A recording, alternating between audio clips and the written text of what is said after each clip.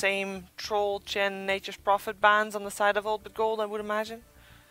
Yeah, these are the strongest heroes of, of OG for sure, and Monkey King, one of the heroes that they play extremely well. Even if he doesn't have a good laning stage, he rotates so much. He dies, you do not expect him to go to a side lane. He doesn't TP mid, he TPs on the side lane. He gets a double kill, TPs back, and the worst part is nothing happened. It doesn't have to be the mid, right? It doesn't have to be Thompson that plays it. That's the biggest part of their Monkey King pick, is the fact that they first pick it, and then if he has a bad laning stage, you just put him on position 4.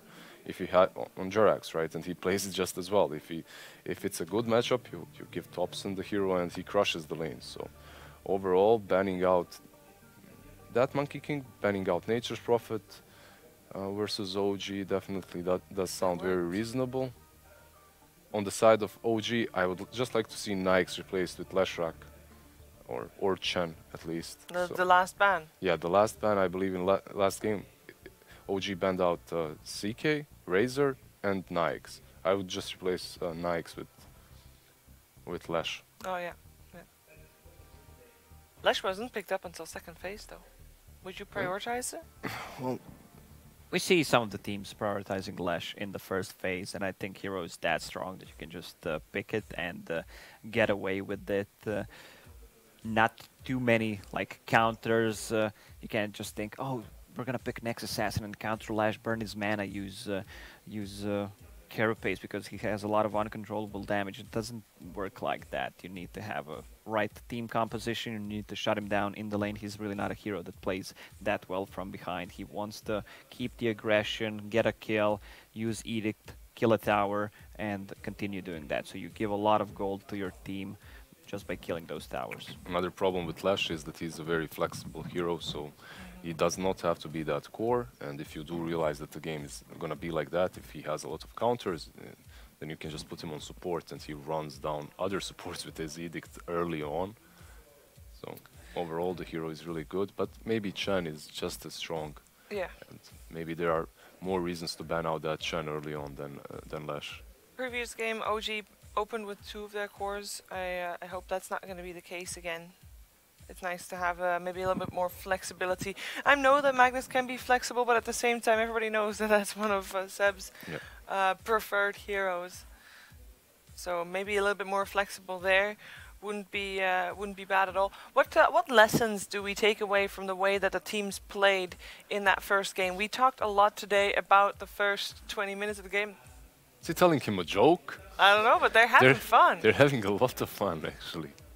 That's good. Yeah. That's comeback mentality right there. Seb's gonna smile now. Yeah. Okay. Look at the camera, Oh, look Seb. at that. Come on.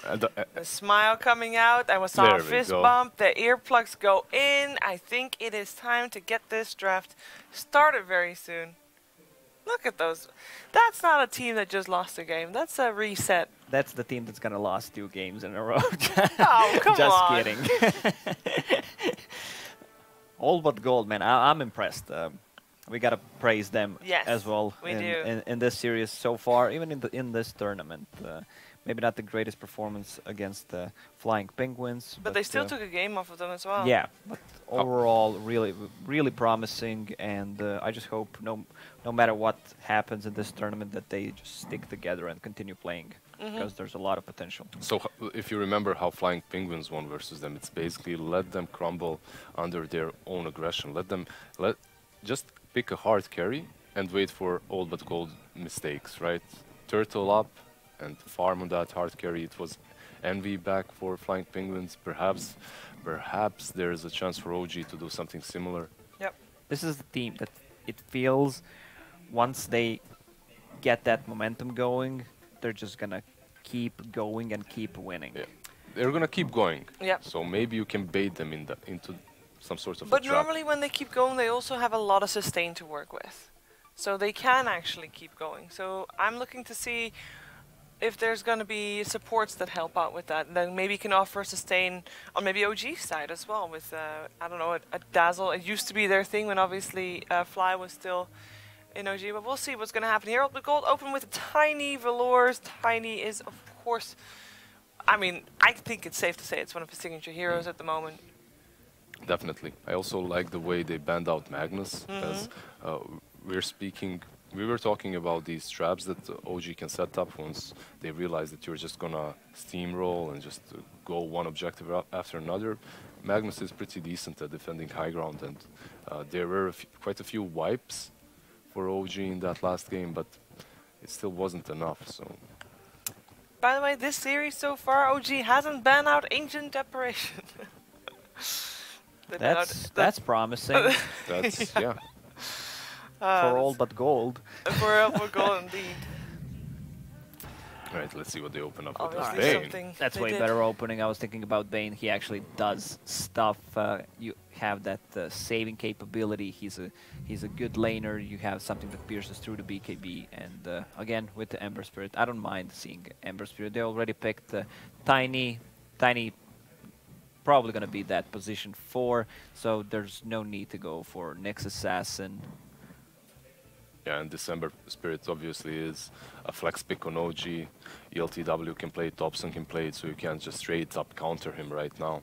And that basically allows OG to pick it in first phase, which is pretty good. And the hero itself is definitely very strong if he's skilled the way Thompson skills him with max of Sleight Fist. So, SF though. Again, if it's not broken, yeah. Don't fix it. Yeah, pretty much. I expect OG to ban out Oracle in this game, unless they want to pick it themselves. It's very unlikely that they're going to pick it themselves, right? You already have this Bane. They play it as position 4, so it's still Oracle open. is 4? Yeah. It's possible, yeah. Again, same ban, Monkey King. They know how well they play with it, so no surprise there. Oracle ban, good call. Yeah, makes a lot of sense. He did a lot of work in that last game, so.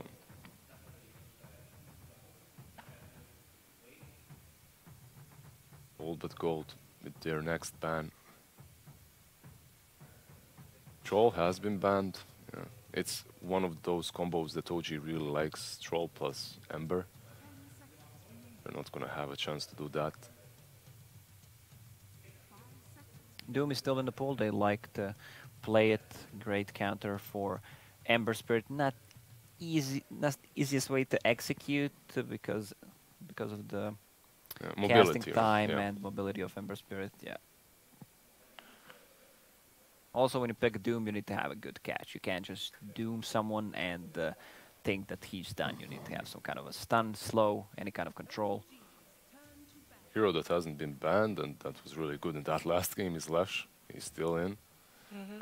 All but gold, they ban out the Shadow Shaman. Let's see if OG are gonna ban out the Lesh. At this point in previous game, they banned out both Doom and Drow. Yeah, Drow Ranger was an interesting ban. We were wondering. They played that. They played it and lost. They played it and lost. Yeah. They played versus Flying Penguins, I believe. It did have, like, the 9-second silence was very strong. And when you're playing Ember Spirit, maybe that is too strong to deal with, or that you don't want to deal with it, but they do end up going for the Lash. Yeah, they don't want All but Gold to have the same lineup they did in the previous game. I'm pretty sure Old but Gold, they have something else prepared.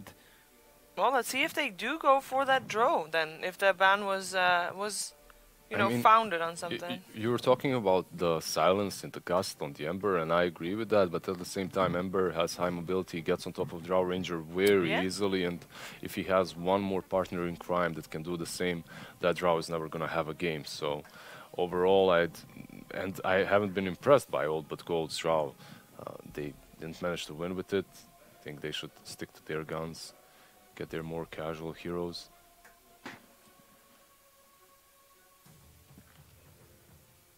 Put Jarex on some playmaking to create a lot of space. Give ILTW enough time to farm up. I think that should be the plan here. What do you give to ILTW? There's some his heroes like Chug and Terrorblade are still in. Let's see what the Earth Spirit. Jarex is Earth Spirit first. I mean, this is awesome. Obviously, brings a lot of pressure to that mid lane as well. sadly, if Ember is there, there isn't. I mean, if you get a good kickback on SF, there's definitely kill potential. And you don't want to have a free farming SF like in the last game. Plus, it's dire, so it's a bit harder for SF too. It doesn't have access to that super close medium camp. If they can at least slow down the Shadow Fiend. Yeah, for sure. They're going to put a lot of pressure on this Shadow Fiend. So OBG, they need to have heroes who can rotate. Tiny is one, but he also lacks mana at the early stages of the game. Like, he needs to have full mana so he can TP, and he can't even use the combo. Grimstroke. Oh, that feels like Doom is going to be the next pick. I think so as well. Doom would make a lot of sense. Another hero that's going to bring a lot of utility to all but gold. A great combination with Grimstroke, as you can do on 2 targets. And the reason that OG goes for that Doom ban is because we have seen all but gold go for the combo of Doom Grimstroke. At least if you ban one, the other will probably not follow. So this is something that OG has contemplated for sure. Oh, OG go for a Venge core. I don't know if this is going to be a carry or offlane, but with that minus armor, if you lane versus Doom, it could... Could also be a mid-Venge. A lot of kill potential on Shadow Fiend. That's true. Would be an OG thing to pick. Then you would have, however, a Ember Spirit versus a potential Grimstrike Doom. Is that going to be... What kind of lane is that going to be? Well, not too great for Ember. No. Definitely. I feel like every single time there's Ember Spirit on a side lane that he never has a good time. Like, he's always recovering. He just wants levels. First and foremost, you need levels on Ember. You want to be rotating as soon as possible, but for that to happen, you need levels. Also, you can't go for bottle, you can't get runes as easily, so side lane Ember is, I agree, not nearly as strong. This Beastmaster is a different combination, but a combination with Grimstroke Soulbind nonetheless. So. It feels like they're going for the same type of plan though, because Beastmaster is obviously something that builds a Necronomicon. You want to use that roar for a gank, you get a successful gank, you've got some sustain on your Shadow Fiend, and you just push. Yeah, it's like go for gank, push towers. Again, easy, same one. Easy to execute lineup, same principle, and now they have toss back onto Hawk in this lane. Oh yeah. That is also great for denying creeps on the lane, of course, as we've seen. Actually, OG was the one to do that first. Wasn't that fixed? Like, you can't... Can you toss the creep still on the Hawk? I think you can do it on a boar if you position it well or something like that. I think you can just do it on a Hawk. So you can still do it on a Hawk, alright. I think so. Yeah. I didn't see any... Overall, I really want to agree with you. All but Gold's lineup and draft, again, looks very simple, straightforward. Yeah. Makes a lot of sense to me. Well, OG's lineup, it's all over the place. It's strong, but it just feels harder to execute. And yeah. Looks OG style, though. So that's promising. One more hero to finish it off for both teams. What tick box do we need? On the side of OG, I'd say we are lacking some team fight and some beefiness. Well, OG doesn't pick too many beefy heroes. Seb plays. Yeah. Seb plays one. Others. We've seen him play Sand King. I consider Sand King beefy. And that Sand King went Radiant, so he wasn't really beefy either. True. He had like 1,000 HP. We've seen him play Slardar as well. That's true. Slardar, Magnus. That's about it. I'm just not sure where this Venge is gonna go. So. Well, it seems like all but gold. They're banning out Terrorblade. Alright, so they think it's Mad Venge, and DLTW's hero is the last one to be picked, which I don't blame them, makes most sense. Who? Something for real TW now. Yeah. Some core. Juggernaut's out of the option because you're playing into Beastmaster, against Lycan, all these units, your ulti is not that effective. There's going to be a lot of attack speed coming out from Beastmaster and Lycan. Again, a lineup that can take the Roche quickly, even if you just get a one pick off. The only one that comes to mind for me is the Centaur. And then you would have a safe lane Venge. Or mid-Venge, but a safe lane Ember or Venge. That is position 1 and 2 and something else for Seb. But I don't like it. Yeah, I can't blame you because this lineup looks hard to finalize. It looks hard to finish, and they go with the Tide. This is... I'm wondering though, is this Venge gonna be on the safe lane or not? Let's see. most likely they're gonna put Seb Tide versus the Lycan. We saw mid Tide earlier today. It was Thompson, very successful. Thompson Venge. They're going to need to rotate heroes on mid to save this Shadow, and there's going to be a lot of dives. I like OBG's lineup again. They're going to play fast. It opens up the Roche, really snowbally. Vision game is good with all those Wolves. Hawk from Beastmaster. Once he gets Necro, they're going to get rid of the Vision. Even if their laning stage does not go super well for G, he can still recover in the jungle and get the items that he needs. So I think that's the lane that we have to be looking at the most, that mid lane, and how well Jerax is going to be able to rotate around G and kill him a few times with Thompson. Because if he... Yeah, the mid lane is going to be the focus point. Yeah, for sure. All right. Let's see what's going to happen in Game 2 of the series, and if we are going to have a third game at all, or if Old but Gold can close it out. Let's head over to Lyrical and Trent. Thank you so much, Sheever. And yeah, man, this is looking kind of rough, Trent. Lycan last pick, just running at people, taking down towers. Yep. I'm very concerned for OG, but Old but Gold, everything's looking all fine and dandy. Yeah, it feels like OG have been running into the wall of this like really fast aggression from numerous teams, and once again in the second game, potentially their last, they're going to find it once more. I like the Tide. I think it matches up very well against a lot of the heroes that Old but Gold have brought, but I'm not so certain about just who's on what. I'm really surprised. Just see like Thompson on the Venge seems kind of crazy to me, considering it's like LTW. Of course, this guy's got a good Ember too, but you know, there's this Thompson guy. He's pretty good at Ember too. Yeah. You know, OG, they've got enough Ember players apparently amongst their rosters. So, but it does come back to just what lane you're gonna be playing in. He's gonna be playing mid. He wants to be getting the kills onto the Shadow Fiend, and that 100% makes sense. Of course, you don't want to be sending the Ember Spirit into the mid lane. So. We will get to witness the glory of mid-Vengeful Spirit to see if this will be enough to give them a fighting edge against all these heroes at the start of the game. And they have a really good hero to help out that Vengeful Spirit as well, and the Earth Spirit. So, you know, Spirit action going against the Shadow Fiend. We'll see if it works out for them. And I also... I mean, we did see LTW play Ember a couple of times in the qualifiers, and, you know, that was when Ember was looking incredibly broken and was getting rampage after rampage.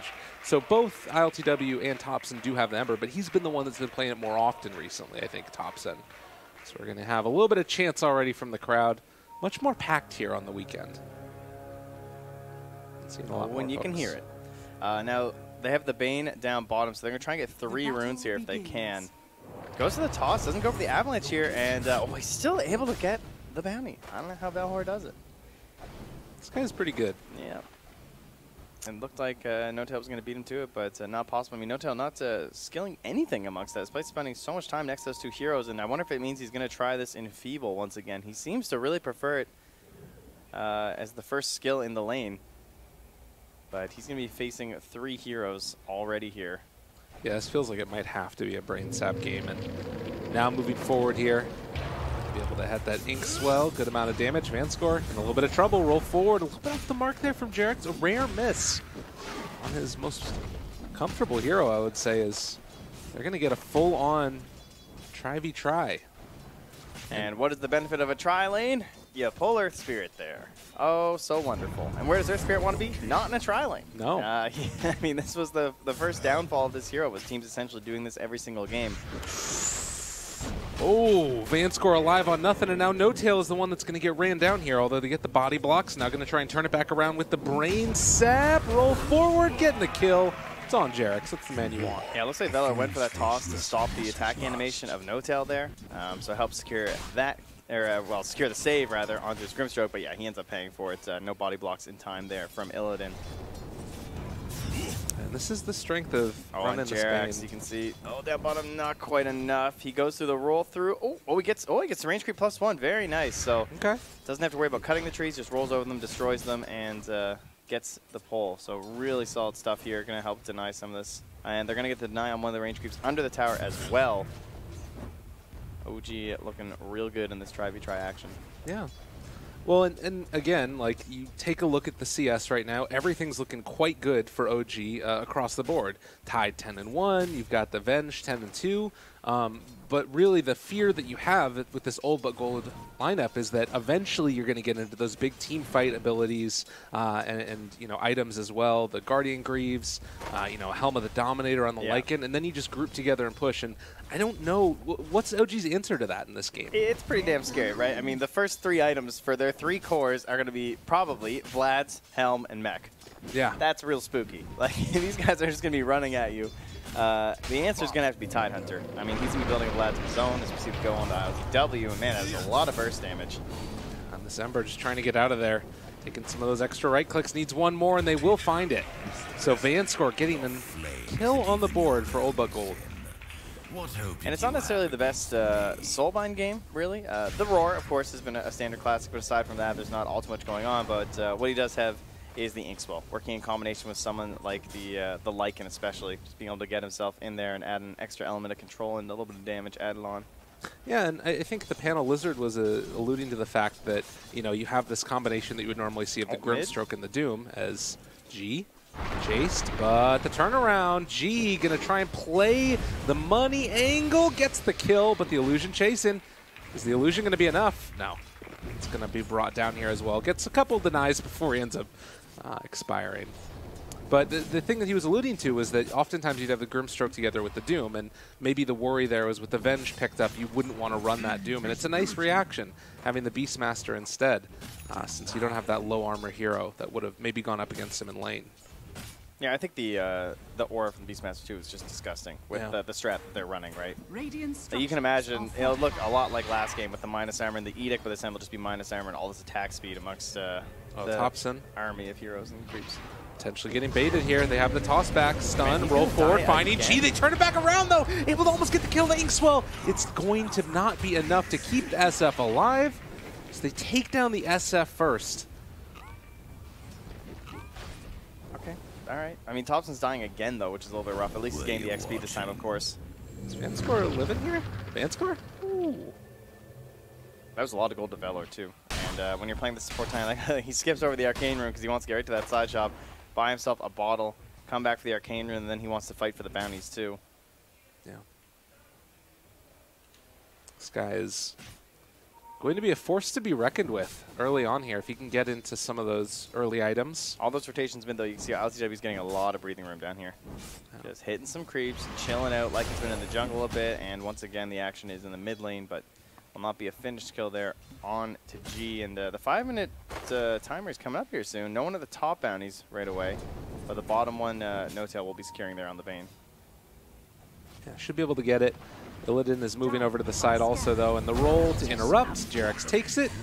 Can't quite find any type of kick yet. Oh, the chains onto the creeps instead, and summoning the wolves. It will be able to go for the body blocks now. Sleight of fist, lots of damage.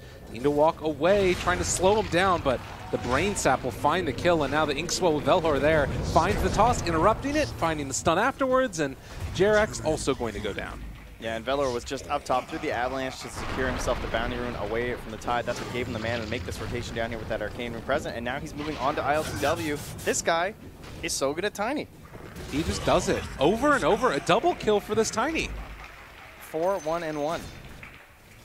Out of control right now. And I mean, that's the other thing too, right? He's the highest Dire net worth hero. That's a hell of a start for a Tiny. He's 2-2. What? This is insane. Yeah, he's making it happen. I mean, but that's the thing that I'm thinking about, right? Is that you have these big tanky cores that are going to be like, you know, stepping in front of everybody, and then Tiny's going to have his Blink Dagger in time to toss people back when they go for the push. It's just going to happen.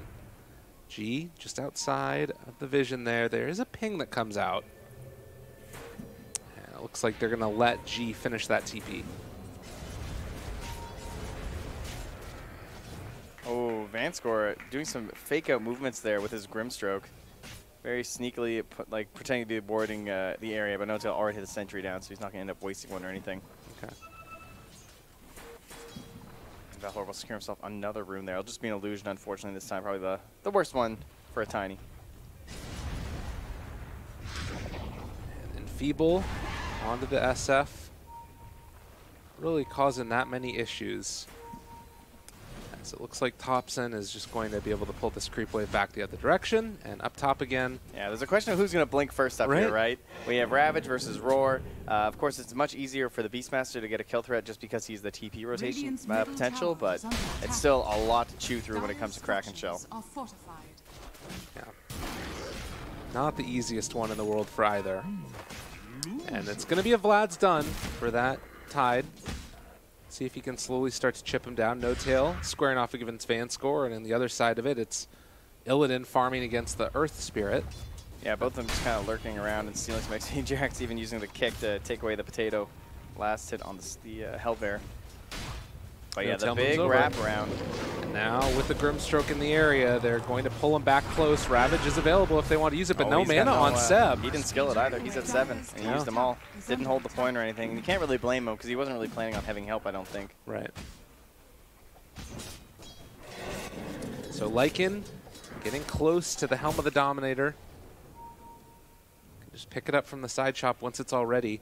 And this is the thing is, you know, when this timing comes around, do you expect to see like a full group up from the side of Olbuk Gold, or is it just more like run around as 2 or 3 fine kills? No, it definitely feels like group up. I mean, I don't see why you wouldn't. It looks like it's going to be a damn good game for it at this rate. And then they're just going to be looking to abuse the cooldown of Ravage. Right? That's going to be the major question mark for OG when this all starts kicking off. Thompson keeps getting his farm up. All of the Dire and about that same area of net worth with the exception of the Grimstroke. And again, a testament to how good of a game this has been for this or rather for the Tiny. Yeah, still so far up there. And our Spirit's still just trying to soak up whatever farm he can. Speaking of up there, Seb just under the tower. There are 4 heroes nearby. Well, there's the group up. Find the stun. Get the raise. That was Seb quite is dead. meander. I guess he thought no one else in the area. He just does a little loop around the trees, and suddenly they all appear like a magic trick. I mean, that's the thing. Like, they have wards in multiple lanes. They have wards in the jungle. They didn't see anybody, but still playing pretty far up. And the roll will now find themselves. Vanscore kicked back towards No Tail. Inkswell. Stun. Silence is saving them for now, team. Walking away from there, they're able to get the Nightmare off. Velhar also going to be chased down. The Roar comes out up there on the top side of it as they try and take down this Tiny, but the toss away keeps him alive in the bottle regen after the fact. Meanwhile, up here in the north, they're able to take down No Tail. Vanscore lives, but only for a moment as they eventually do kill him off. But Jarek's is now out of mana as the Ravage is going to come out, trying to interrupt it all. They finally take down Velhar, but now the buyback coming and the swap for Thompson wants to get involved. Not sure if it's going to happen though, as they have Illidan showing up, starting to lay into them with these right clicks, and Velhar is back again for a little bit of mischief. The Avalanche is going to come out in a second if he wants to get him. Toss as well afterwards. Can't quite find it as of yet. And instead it was a Nightmare on a No Tail himself. Oh, the dieback on Velhar. This could be a little bit rough for them, and it does look like they've finally overstepped a little bit, but they got the kill on the Seb still. Yeah, I think Illidan missed out on the fact that ILTW had no mana. So he's just standing right next to him with his ulti running on the Lycan, and he just starts ignoring him because he thinks he's probably going to start running away or something, but he probably could have just killed him solo as that fight was kicking off. Perhaps a missed opportunity there. And ends up going pretty well for OG overall, I would say. That fight probably in their favor, considering the status of the two teams heading into it and exactly what they need, especially the fact that they didn't lose ILTW because he has high aspirations. He did have the bots queued up. He has now switched to treads, but he is still keeping the Battle Fury, so we'll see if he keeps that on this track after already ditching the bots. Yeah, I mean, it does feel like he needs to be the man this game. Jeez, he has Vlad's and Medallion. I thought he might have given up on part of his Vlad's or something for a moment, but he is extremely farmed on BZZ. Yeah, Beastmaster. I mean, it means that Roche is going to just be an inevitability. As soon as they find a couple pickoffs, they can run right into the pit. And this is also pre-Greaves. The Beastmaster moving into position. They're able to find the stun onto the Shadow Fiend. Requiem of Souls comes out, but the silence is already there. Now getting a little bit of extra vision. They have the catch, but G still lives through this whole initiation. Silence, long duration on the Tidehunter, pushing him away again. They take down No Tail. Ravage not up for 38 seconds, so the toss forward is going to be able to find that kill onto Seb in just a second here. That got ugly real fast. I mean, they enfeebled and gripped the Tiny back under the Tier 1 tower, and then they started focusing G, couldn't finish him off, and then suddenly they're like, oh yeah, we don't have Ravage. And that whole time they're playing without Thompson too, who does get a Tier 1 tower in the bottom lane. But again, it feels like if you're going to take this fighting core, you want to bring him in when you're fighting, right? Yeah, I think he just wasn't quite ready either because he's still trying to finish up his drums, so LTW now looking for another grab on Develor. Okay. His game falling off pretty fast considering how close he was to a really early blink. He's now actually tied back up with Jerax, as Jerax was able to escape without dying in that last fight. Well, closer and closer he gets towards that blink, but it's going to keep on being hampered, particularly, like you said, with that dieback. Going to pop the shrine now and summon in a bird. Going to send down towards the south side of the map, and a smoke up coming from OG. They want to head into the jungle, and G is there. We ping him, but he's going to TP out. Sensing some danger. Top tower is under attack. Especially the fact this Tide is just playing so deep like that under the tower. I mean, they know he is Ravage, but the whole team wants to play around Ravage at this point. We got 2 more minutes until the bounties, so both teams going to be considering that. Around the 15-minute mark, you might see G try and force down this tower, and then you might see some of the heroes rotate top, right? You can kind of fake that we're standing behind our Shadow Fiend. We all TP top. We try and force a fight near the bounties, but the last thing they want to do is take a 4v5 into Ravage. So it might just end up being a little bit of a stalemate here, as both teams will push tower on tower. Yeah. And this time around, it does feel very different, where OG are actually able to get some of that tower push themselves, taking down this Tier 2 top. And with the glyph already used up there, it will be an inevitability. But Gold don't have anything like a Underlord to try and get any quick pullback to the top lane, so they're going to need to start TPing people because OG are going high ground right now. Yeah, they got this Venge. It's so much damage. In the aura. Are they just going to try and base race for Tier 3 and Rax? They're going to trade off Rax at this point? Okay, I'm down. Interesting. Get rid of the buildings. Why not? Keep it going. Can OG get back to defend this other one? Faster games. You know, I love a little bit of turbo mode. That's cool. It's all right. The roll's going to swing and a miss there. It's a long TP. Velhor, they've got him caught for the moment. Silence out. It's connecting onto a lot of them. And they're going to buy back on the Grimstroke, try and get back into play with the rest of these heroes. And they got the grip there onto G. He's going to go down. Where's that Ravage? Kill off the Shadow Fiend. Seb trying to walk away now. They haven't been able to get the barracks yet, but on the other side, they were able to take it on Overgold. So if they can protect it here, it'd be really good. But it's not going to happen. They get the silence to turn it back around, and now they're back to try and keep them alive. Requiem themselves just tickling for the moment, but they do manage to kill off that Earth Spirit. Is it going to be enough, though? G turned upon. They take down Illidan in the base. They buy back now on this Lycan, and BZZ also going to be controlled. OG are gambiting them, basically, at this stage. They take down the melee barracks themselves, trying to walk and secure this, but Illidan, he can't afford to die right now. He just bought back. They pull back in G. He's also going to go down. Well, what more can they do? All right, and Avatar's trying to interrupt this one. Velhor seeing if he can turn this game back around, but they take down the Shadow Fiend, and LTW eventually going to fall. Thompson, the last man standing, is going to try and kill off BZZ here. Don't worry, there's another one of them coming out here. But they do find that kill. And so Thompson loses his life, but an early trade of barracks, why not? Unhealable damage, hit the range tracks. Oh, why? Okay, well, that was something. Not the most common thing in a game. I thought we'd be concerned about bounty runes, and they were concerned about bounties on the lives of some racks, right? I mean, that's standard 15-minute gameplay. 4 buybacks from the side of Olba Gold. That's going to hurt your economy. They end up losing 300 or so at the end of that, and it's about a 2K gain for OG, as well as, of course, both teams losing. It was a full set of racks, to be fair, loss for OG, whereas they will get to keep their range racks here. Yeah. I mean, it's very strange, but I guess it kind of works out. I mean, with the buybacks, it definitely favors OG. Yeah. I mean, they're sitting on top, right? 3 cores. They got themselves a nice 4K lead. The Roche, until the Ravage, they can't go in as Radiant. I don't know if you want to try and rush this as Dire. It seems like they might be thinking about it here. Yeah.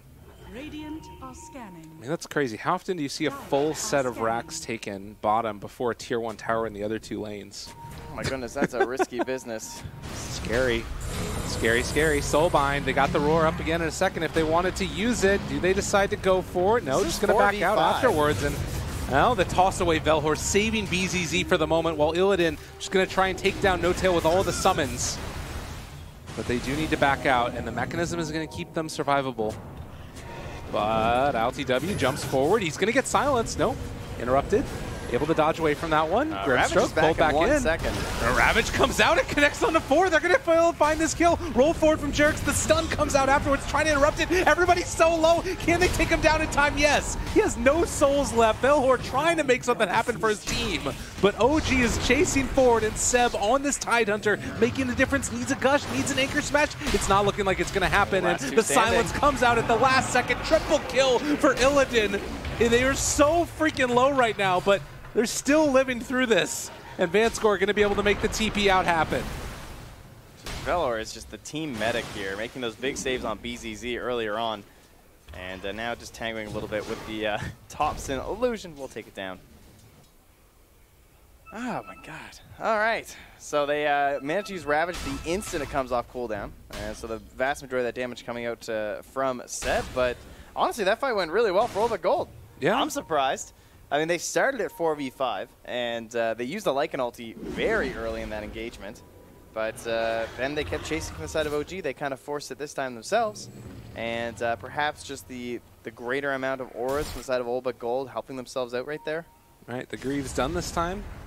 We do have to be wary. The Crimson Guard that's going to come out for this Tidehunter, I think, makes a really big difference. Particularly now that it's, you know, Howl attack speed instead of just straight up bonus damage. And then having that attack speed on Beastmaster, it doesn't matter as much if you've just got the straight damage block. Yeah, Tide is one of the only one hero answers to like mass creep summons and everything. You get a big Ravage off, you manage to get an Anchor Smash onto them all, damage reduction. Just popping yourself the Kraken Shell makes you pretty much immune to them. Dire's middle tower is under So attack. he is opting fully into that in terms of his build. Yeah. Granted, Olba Gold can still get some good split pushing going out if they need to with a Lycan potentially, and you know, but the problem is there's nowhere else really to split push right now on the map. They need to take down these other tier 1 towers and also not give up Roche. So Olba Gold grouped together as 5 up on their high ground, Dire's middle tower and is still under attack. OG able to hold this side of the map, these tier 1s up. Even taking out the little wolves being sent around. Seb just doing a bit of face checking, you know. Yeah. Throwing himself in the pit for a moment. So, yeah. Everyone's just like forced into this top lane with the Roche. So in the end, this is pretty great for Olba Gold, right? Because they end up getting the lane advantage on that bottom lane, which is pretty much the best place possible when you're trying to control Roche, right? Yeah. And you can see it's forcing Jerax to play really far away from his team. He's always revealing here, but because they still have that shrine, they can still contest Roche. If you're Olba Gold, that's probably why they went for this kind of weird play with the ward and everything on the high ground, because ideally the real goal for them is that shrine. Radiant are scanning. Try and make sure there's no buyback plays into the Roche pit. And look at this, a smoke heading in. Are scanning. No They're breaks popping. And Yeah. No-Tail sees them with their Observer Sentry combo on the high ground, and there's no sentry here for the Dire. Is under attack. So they're getting very well read here, and the tower just being forced by 7 Thompson. They're calling the bluff right now of Olba Gold, and they're not getting a whole lot for it. Yeah, nothing at all Just really. a although tier 1. It does look like they're going to pressure for the tier 2 top now afterwards. But OG is going to respond to this one, it looks like. Seb up front and center, the Avalanche toss. Oh, that's a great kill. Going to be able to find that one at the very least. Now, can they get any more off to the side? They buy back now on the Bane. Need to be careful. They're in really deep here. Got to be very wary of the grip that comes out with the roar to try and interrupt it. And Bane just gets eviscerated. Dieback for him. And now LTW also interrupted, but the Ravage is going to come out, connect onto all of them. A DD on Ember trying to chase forward, see what he can do. But the Greaves is going to be there to keep him alive. Even though they lost that Beastmaster, they might still feel comfortable trying to walk out of this one. Jerax is here now. He's the chase down. Chase forward, pull back in on to Illidan. The silence is there as well. Velhor can't really do all that much to defend his heroes, and LTW able to dodge away from a lot of that damage, lives through it all. 2 dead on the side of Olba Gold, and this is looking like it could be Roche afterwards. Velhor able to juke the roll, reads that there's no stuns left, so he will get out of there on the Tiny. And G getting out as well, but perfect timing on the Ravage there from Seb. Stopped a very optimal Requiem that was coming out from the Shadow Fiend, and well then, yeah, it kind of was the LTW show after that. And, almost doing 4,500 damage in that fight, half of what was put out from OG. So despite the quick dieback there from No-Tail, didn't end up hurting them too much. They forced the Roar onto him instead of the Ember, which was a big part of that engagement, right? It's very hard for them to actually focus down this Ember Spirit without it. And Roche going down, but it doesn't feel like Old But Gold willing to take a chance in there as of yet. Aegis going to be given to LTW, can play that much more aggressive and has the first makings of a Daedalus. All out damage here. Yeah. A very strange game still. 4,000 gold lead, but each side has a melee Rax at least. The fights have all felt like pretty OG favored, I would say. Right. It seems every time we're engaging somewhere, the vision advantage is heavily in OG's favor. I guess it's kind of hard to tell because we're also judging that mostly based off of wards, whereas there's these little invisible hawks that can be a bit harder to detect And what wolves, vision you're getting. Yeah, boars too. for sure. But it just kind of seems like they're able to run these fights largely based off of that. And plus, we were worried about Old But Gold exploiting the Ravage cooldown timing. Has not been an issue at all, honestly. They tried that one time to kind of push into that shrine area when the Ravage was down for about 30 seconds, but by the time the fight was starting to get to any point where it was 5v5, the Ravage was back up. So not quick enough from Old But Gold, which is surprising considering all the other games they've had so far. So OG finally figuring out a strategy that seems to be keeping pace with Old But Gold. And it's still anyone's game right now. Of course, the Aegis is definitely going to be helping out on the Radiant side, but it is only the Aegis for now. We're not like Aegis and Cheese Life, so both teams already have a big lane to worry about too, so it's kind of hard to just run down this game at the moment for OG. They'd love to get some vision up in this area, right? You know, Johan Prophet, he'd have wards all up in here right now, but a little bit harder on the Bane, so let's get in there, try and abuse this Aegis. Well, G going to be the one found here, it looks like. The slowdown coming with the Gush. Swap forward, they got the grip, and they got their man. Sometimes the Shadow Fiend just dies. Yeah, nice use of the swap stun there. So the lead being accentuated and with Ravage still up, feels like it could be just time to go. No buyback because of 450 gold. No Tail pulling the creep wave over towards the mid, so that bottom will also push out and they don't have to deal with the pressure on their lanes. It's still a bit hard at the moment. I mean, this Grimstroke, he's going to cut the wave, and guess who's coming mid? It's Velor. He's going to be looking for the next one. How quick can they destroy these creeps? They don't have a glyph Ooh, that they swap. pull back in onto BZZ, and man, can't afford to have that happen. He buys back though, wants to get into the fight, but you don't have the roar in time. Yep. They do manage to kill off the secondary creep wave. There's one more that's coming afterwards. Illidan in behind. Trying to find it. What can they do here? Ravage is still available. This is looking really deadly, and Seb going to just pop it off there, connect onto ult 5 yet again, and the follow-up coming. They're going to chase down onto G. This was just respawning on the Shadow Fiend.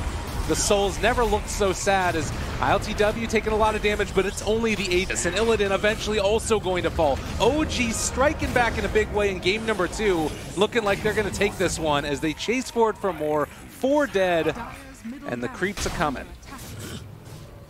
It's not often that the lack of souls really winds up being a big problem for you for a Shadow Fiend, but when it's these buybacks like forced inside the base, he was kind of the worst hero to get picked off because of that, right? Came back into that fight with just 18. Very difficult to do anything, and yeah, Velor is just forced to watch this. They don't hit the buildings too hard. Of course, the Venge being alive definitely helps.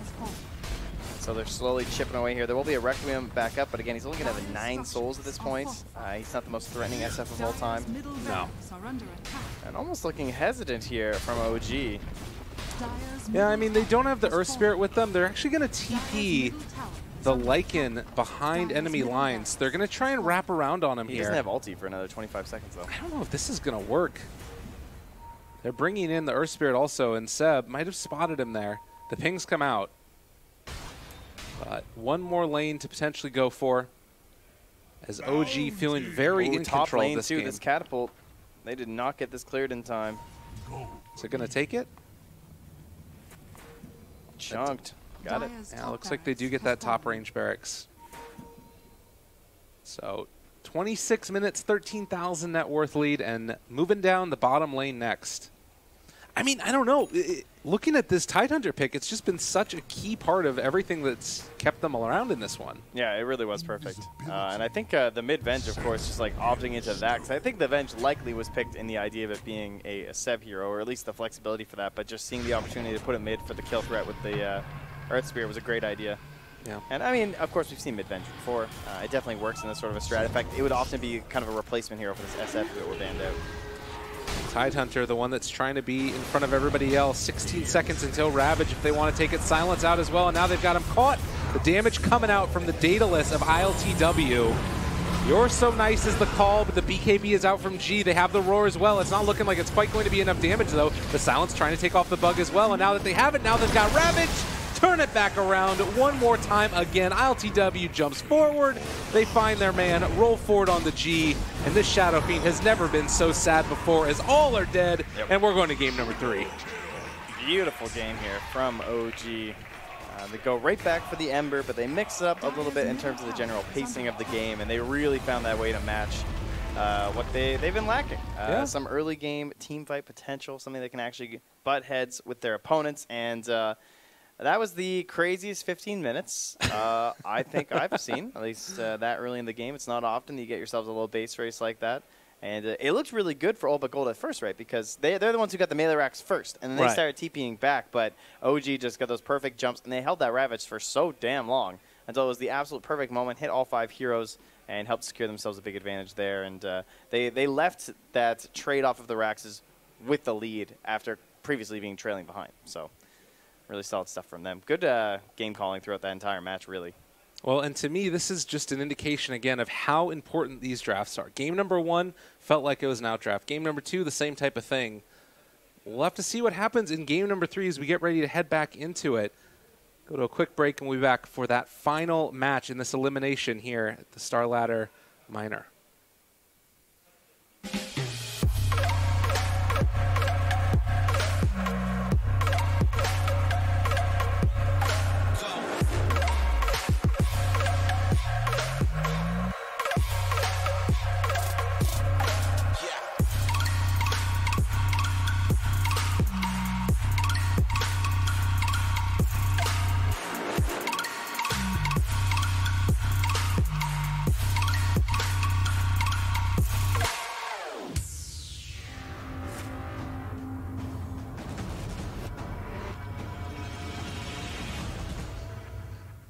A third game coming up from the series. Indeed, that second game, that was crazy.